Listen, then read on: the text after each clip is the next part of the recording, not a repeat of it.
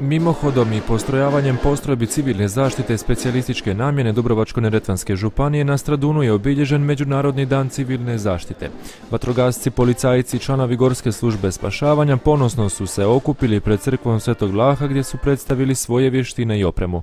Članovi GSS-a demonstrirali su spuštanje unesrećene osobe sa zvonika, a najzanimljivije je bilo spuštanje psa sa zvonika. Sve je naravno bila pokazna vježba.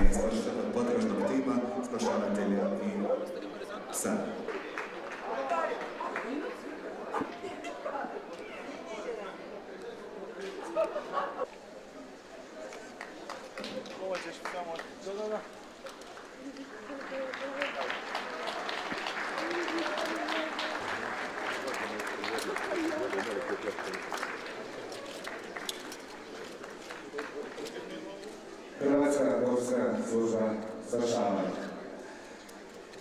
Dakle, njihova profesionalnost u radu nezrecive bolesti tijekom akcija zaštite i spašavanja.